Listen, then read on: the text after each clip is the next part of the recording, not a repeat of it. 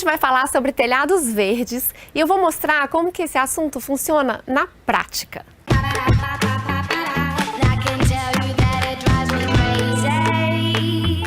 Eu tô agora na laje de cobertura do primeiro andar dessa casa. Aqui embaixo, abaixo dessa graminha, tem a sala de visita da casa.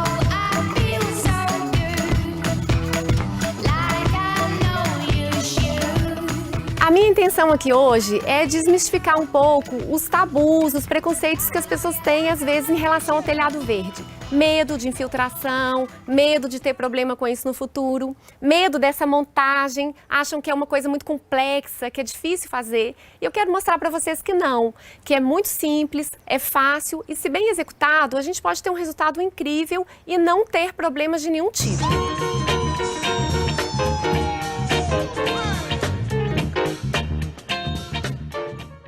Essa casa é um projeto da Pura Arquitetura e aqui a ideia foi tirar partido do entorno, dessa paisagem linda que a gente tem ao redor. Nós temos ao fundo uma lagoa, a gente está no condomínio Alphaville, da Lagoa dos Ingleses. E se a gente fizesse um telhado cobrindo esse primeiro andar da casa, a gente ia perder a oportunidade de ganhar essa vista. Então a ideia foi fazer uma sala com o pé direito mais alto para elevar esse nível e cobrir essa sala de grama verde, para que os moradores da casa tivessem um jardim privativo aqui no alto, com uma vista maravilhosa.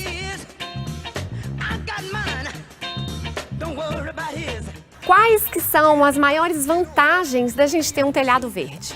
Primeira, conforto térmico. Segundo, aproveitamento de um espaço que seria inutilizado com o telhado.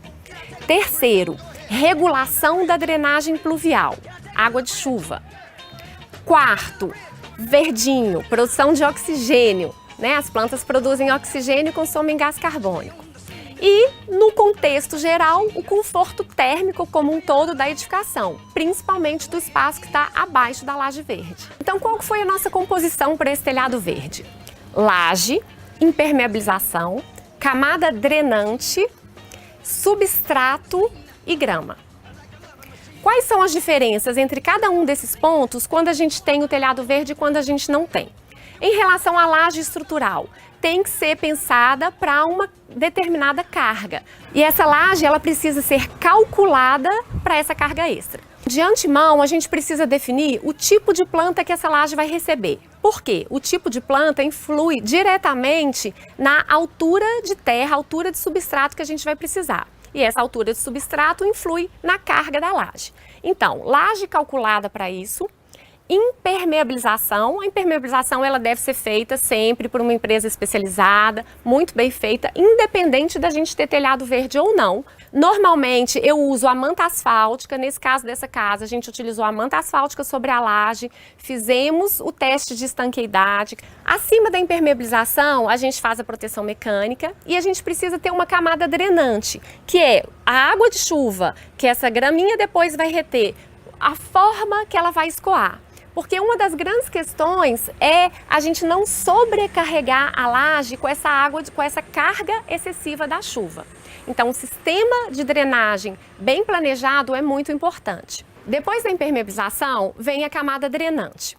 Eu gosto muito de utilizar a argila expandida. Nesse caso, nós utilizamos a argila expandida ou brita de uma granulometria maior. Porque se a gente usa uma brita muito pequenininha, essa água ela não vai passar com facilidade. Então, tem que ser um material maiorzinho para que a água escoa por dentro deles e ache o caminho dos ralos. Para fazer essa separação entre a terra e a brita, a gente usa uma manta geotêxtil. Eu utilizo o Bidim, que é a mais conhecida no mercado, que ele parece uma mantinha de feltro. Ele não deixa que a terra entre para dentro para que ela se misture com a brita, ela faz essa separação. Além disso, o Bidim, ele também impede que as raízes das plantas entrem e atinjam a camada de impermeabilização. O Bidim, ele também tem o papel de reter nutrientes, porque ele retém ali a água, ele fica encharcadinho, molhadinho e ele mantém essa terra sempre úmida. Depois do Bidim, a gente já aplica o substrato, que, como eu disse, depende, é variável, dependendo do porte da sua planta, você precisa de mais ou menos terra. Para gramas, vegetação de baixo porte e médio, alguns arbustos, igual a gente tem aqui atrás, normalmente eu uso 9 centímetros de substrato. E a vegetação plantada sob substrato. Essa é a composição do telhado verde.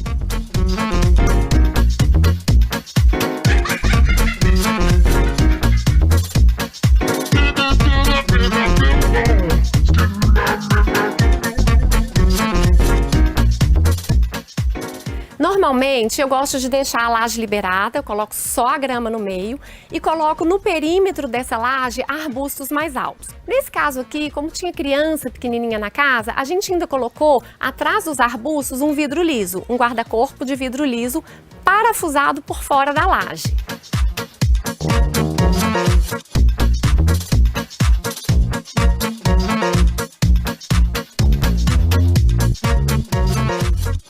Aqui a gente pode ver com mais detalhes o sistema de drenagem que a gente utilizou. A água escoa toda nesse sentido e a gente tem aqui atrás uma canaleta.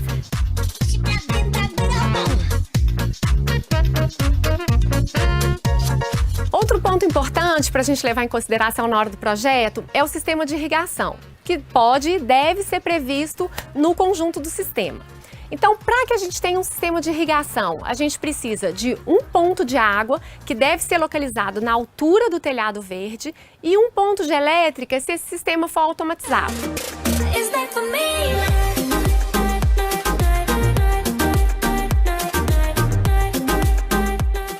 As crianças da casa adoram usar essa laje para brincar e dar muitas cambalhotas, não é, Matheus? Se gostou de conhecer mais sobre o telhado verde, dá um like nesse vídeo, deixe seu comentário e se liga por aqui. Vem pra Expo.